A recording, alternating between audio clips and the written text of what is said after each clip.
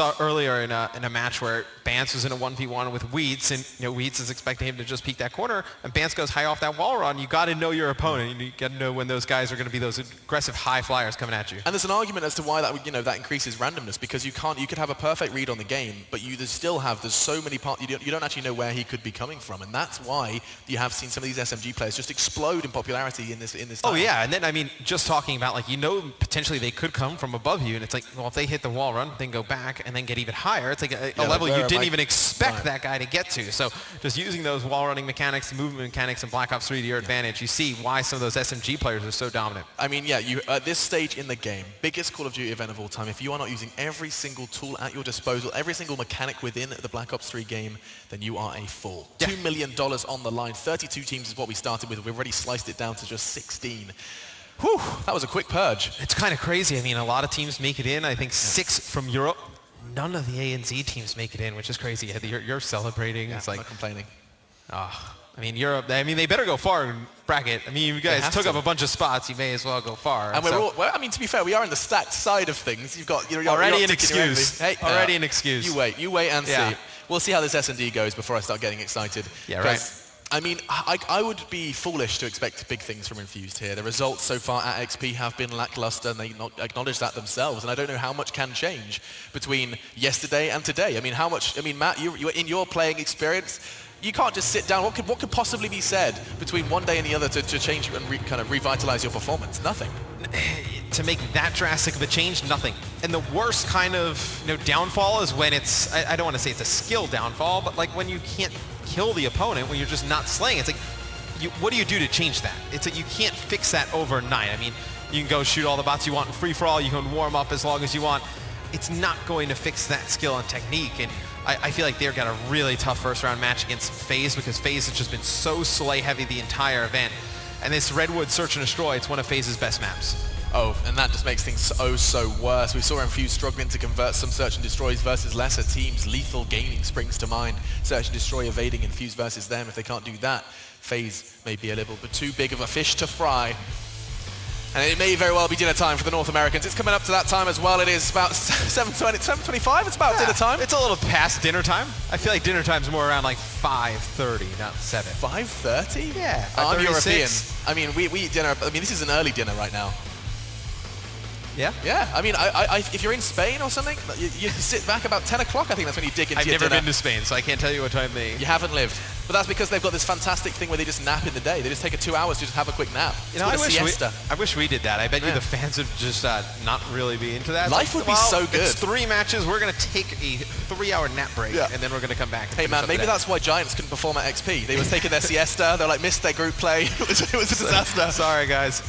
Fantastic. Still, though, Redwood Search and Destroy is where we will be seeing battle done next, and it is the second of the series between Infused and Faze, and it does just seem like Faze are operating at quite a different level to Infused at this point, and that's coming from a European caster. PT as must hurt to say that. Sorry? It must hurt to say that. No, not at all. I mean, I did just cast Millennium getting destroyed by Rise, and now I'm watching Faze destroy Infused. And so actually, it's been a kick in the teeth. Watching the Millennium match, I was like, man, I kind of want them to make a little bit of a run. Like, it would be such a great story. Just another tough matchup against a Rise team who's looked very good at this event. Talk a little bit about the specialist draft, so you guys are up to date on what's going on. PD goes with Kinetic Armor, Marky B goes with Overdrive, Heatwave on Urban, Zero with Camo. On the other side of things, you get Clacer with Glitch. Now, they round things out with Enable with Camo, Zuma with Overdrive, and then Attach goes Heatwave. So the only difference is no Kinetic Armor on the side of Faze. They're going to go with Glitch instead. It does seem like the Faze do favor Glitch. We've seen that time and time again. In fact, maybe not just Faze. In fact, I think Rise were making some a lot of North American as well. teams. Yeah. So instead of Kinetic Armor, can you explain that to me? Because Kinetic just feels like an easier way to win a 1v1. Oh, without a doubt. The issue is it takes so long to get Kinetic Armor that if the player with it is not playing well, you may never actually see it come into the game. Usually, even if you're playing well, we don't see it till round 9, 10, or 11. So it's one that you rely on in the late game. But some teams, especially the North America ones, they don't really play that percentages. They're like, hey, we'd rather get 2 uses of a Psychosis or 2 uses of a Glitch instead of something like Kinetic Armor. Makes a lot of sense. It does. Basically, you still have that backup even if you are underperforming. Now, though, let's jump into it. Can Infused find some sort of rebuttal, or will this just be Faze running away with it and finding their second in swift fashion?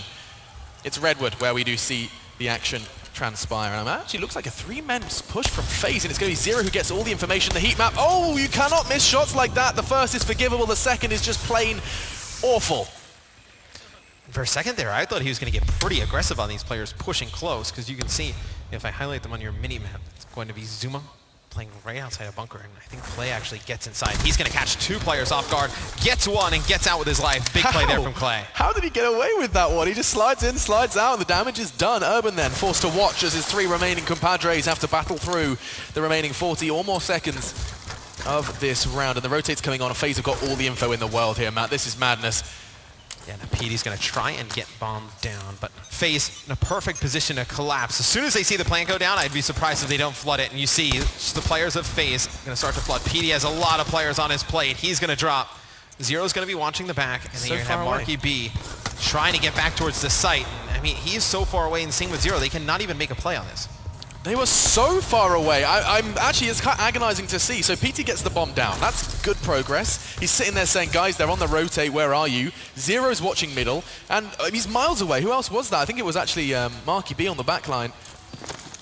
Absolutely miles away with a Shiva, unable to retake. And the positioning of one player, one of the 4 remaining Faze players, it was all Clayster. And simply by tagging up PT on the retake, tagging up Marky on the retake, they completely locked them out, and Zero was unable to break through as well. Great start then for Faze, not losing a single man. And of course, a reminder, if you have just joined us, Faze are currently absolutely perfect. In group play, they won their matches 3-0 every single time. Currently standing at 9 maps to 0. In this series, it would make it 10-0. As here we stand in Search and Destroy. Will we see an 11th? Will they have a pristine record going into the second round of bracket play? I mean, they have the dream alive, right? I mean, I don't think we have ever seen a Call of Duty tournament go with a team not dropping a map. Pretty safe to say that.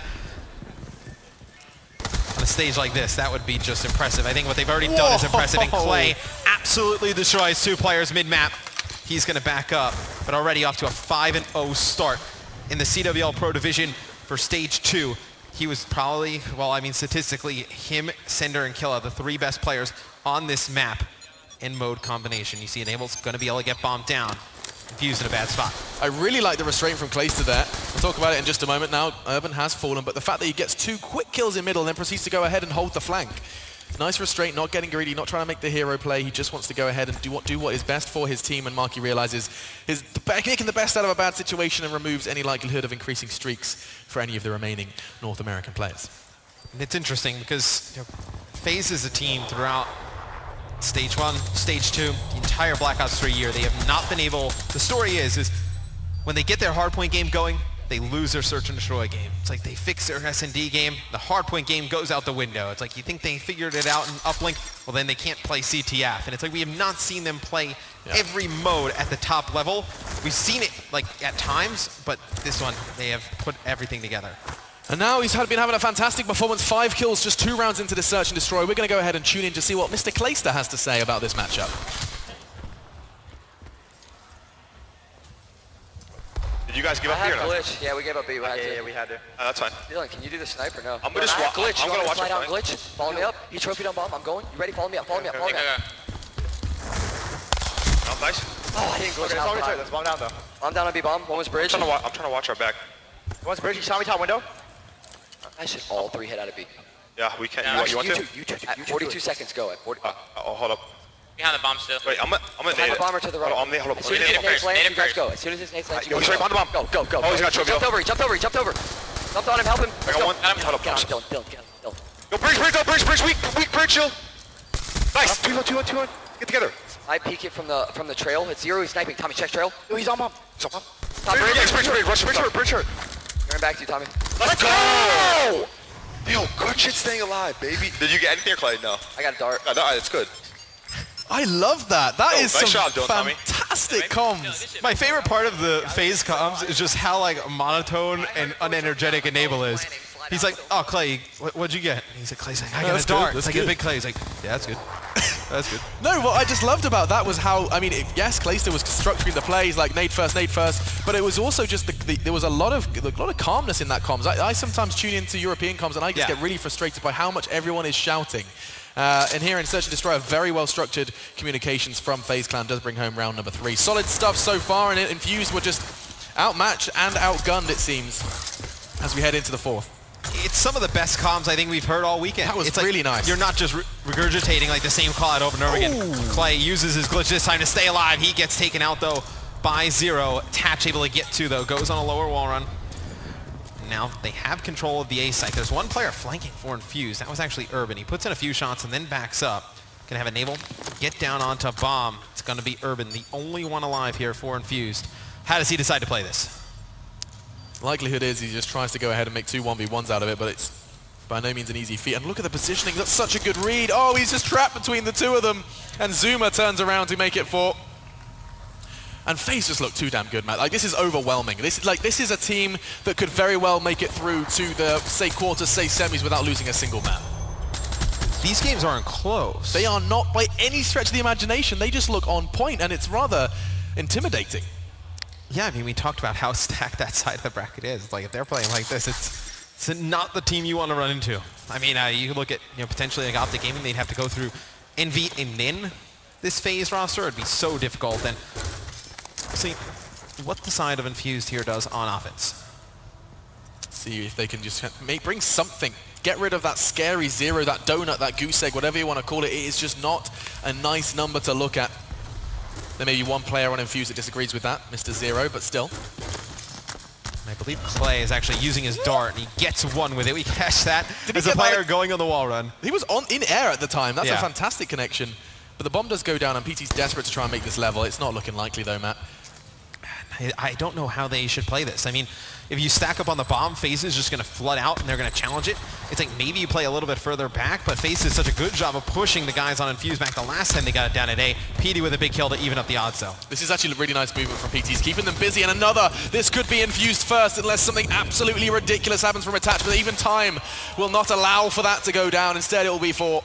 And Infused will find their first. That was much needed. Finally, they break through. And you know what? It's worth addressing that comes from a push outside. We haven't seen them do that too often. The only other time that they actually managed to get the bomb down on A was because PT was left completely on his own. Marky and Zero just doing other things elsewhere. Yeah, and with the man disadvantage, they were able to hold that off. So, I mean, they stopped Faze from going up 5-0. 5-0 at that moment in time. You probably think, hey, this game is over.